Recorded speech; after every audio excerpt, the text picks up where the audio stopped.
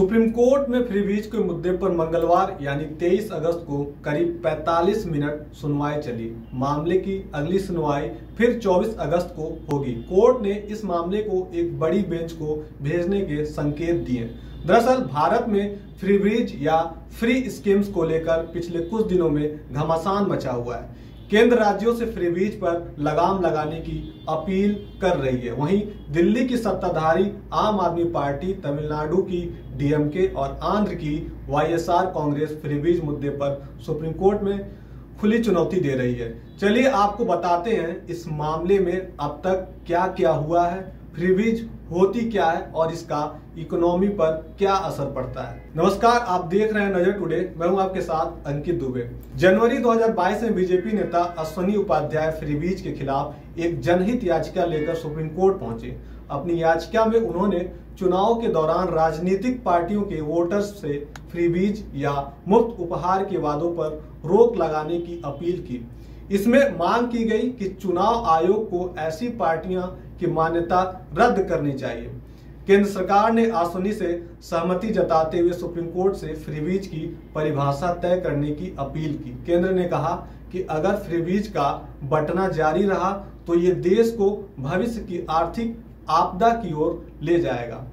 Freebies मामले की सुनवाई chief justice of India NV Ramana की अगुवाई वाली जस्टिस जेके माहेश्वरी और जस्टिस हिमा कोहली की 3 सदस्यीय बेंच कर रही है। चलिए स्टेप बाय स्टेप जान लेते हैं कि इस मामले की सुनवाई में अब तक क्या क्या हुआ है। 3 अगस्त 2022 को सुप्रीम कोर्ट ने कहा कि फ्रीबीज मुद्दे पर फैसले के लिए एक समिति गठित की जानी चाहिए। इसमें केंद्र, राज्य सरकारें, नीति आयोग, फाइनेंस कमीशन, चुनाव आयोग, आरबीआई, सीएजी और राजनीतिक पार्टियां शामिल हों। 11 अगस्त 2022 को सुप्रीम कोर्ट ने कहा कि गरीबों को पेट भरने की जरूरत है, लेकिन लोगों की भलाई की कामों को संतुलित करने की जरूरत है, क्योंकि फ्रीबीज की वजह से इकोनॉमी पैसे गंवा रही है। हम इस बात से सहमत हैं कि फ्रीबीज और वेलफेयर के बीच अंतर है। फिर 17 अगस्त 2022 को सुप्रीम कोर्ट ने कहा, कुछ लोगों का कहना है कि राजनीतिक पार्टियों को वोटर से वादे करने से नहीं रोका जा सकता है। अब ये तय करना होगा कि फ्रीबीज है क्या सबके लिए हेल्थ केयर, पीने के पानी की सुविधा, मनरेगा जैसी योजनाएं जो जीवन को बेहतर बनाती हैं, क्या उन्हें फ्रीबीज माना जा सकता है। कोर्ट ने इस मामले के सभी पक्षों से अपनी राय देने को कहा है। तो वहीं 23 अगस्त 2022 को सुप्रीम कोर्ट ने इस मामले में सुनवाई करेगा और कुछ अहम फैसले दे सकता है। तो वहीं सुप्रीम कोर्ट में सुनवाई के दौरान चुनाव आयोग ने कहा कि फ्रीबीज पर पार्टियां क्या पॉलिसी अपनाती हैं उसे रेगुलेट करना चुनाव आयोग के अधिकार में नहीं है।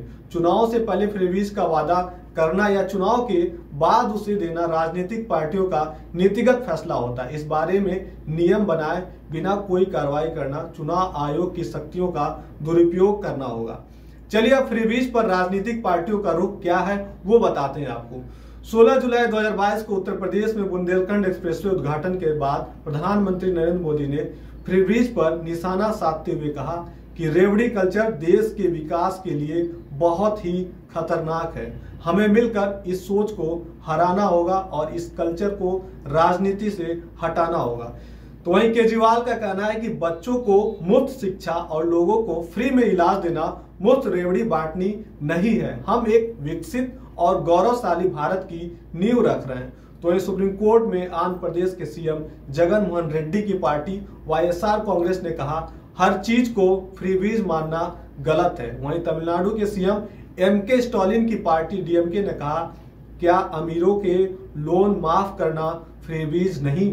आपको बताते चले फ्रीबीज शब्द सबसे पहले 1920 के दशक में अमेरिकी राजनीति में इस्तेमाल हुआ था। फ्रीबीज शब्द का मतलब होता है कोई ऐसी चीज जो आपको मुफ्त में दी जाती है। भारत के चुनाव आयोग के अनुसार फ्रीबीज का कोई स्पष्ट कानूनी परिभाषा नहीं है। प्राकृतिक आपदा या महामारी के दौरान जीवन रक्षक दवाएं, खाना या पैसा मुहैया कराने से लोगों की जान बच सकती है, लेकिन आम दिनों में अगर ये दिन जाए तो इन्हें फ्रीबीज कहा जाएगा। रिजर्व बैंक ऑफ इंडिया के मुताबिक फ्रीबीज की स्पष्ट परिभाषा नहीं है, लेकिन public distribution systems, national job guarantee scheme और सरकार की ओर से दी जाने वाली एजुकेशन और हेल्थ जैसी स्कीम पर खर्च या ऐसी सोशल वेलफेयर स्कीम जिनका गहरे आर्थिक फायदे हों वो फ्रीबीज नहीं है। आरबीआई के अनुसार मुफ्त बिजली, मुफ्त पानी, मुफ्त पब्लिक ट्रांसपोर्ट, बकाया बिल और लोन माफी और किसान लोन माफी जैसे फायदे फ्रीबीज में आते हैं।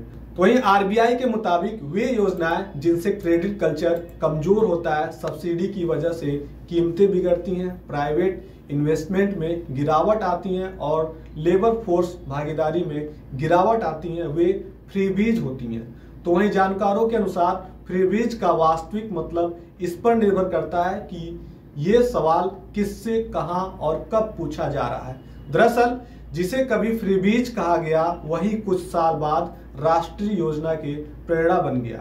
उदाहरण के लिए 60 के दशक में तमिलनाडु में के कामराज ने स्कूली बच्चों के लिए मुफ्त खाने की योजना शुरू की थी। 1982 में एमजी रामचंद्रन ने इसे आगे बढ़ाया। शुरुआत में फ्रीबीज कहकर इसकी आलोचना हुई थी।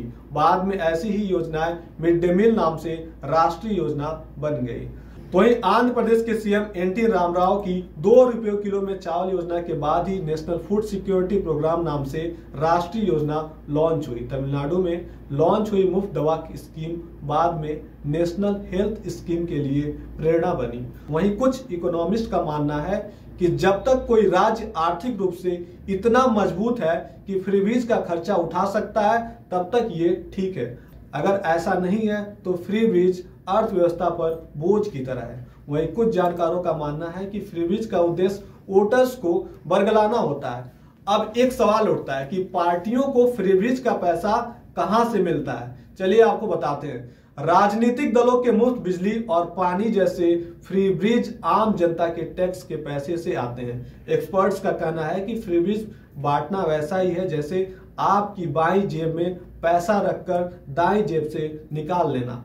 फ्रीबीज राज्य की आर्थिक स्थिति पर असर डालते हैं और सरकार को मुश्किल में डाल देते हैं। फ्रीबीज जैसी चीजें तुरंत राहत तो देती हैं, लेकिन ये देश के लिए घातक हैं। सभी पार्टियां अपने अपने फायदे के लिए समय समय पर इस्तेमाल करती हैं और बाद में बंद कर देती हैं। हम सबको इसके बारे में जरूर सोचना चाहिए। हमें उम्मीद है आप सब फ्रीबीज के बारे में जरूर सोचेंगे। देखते रहिए नजर टुडे।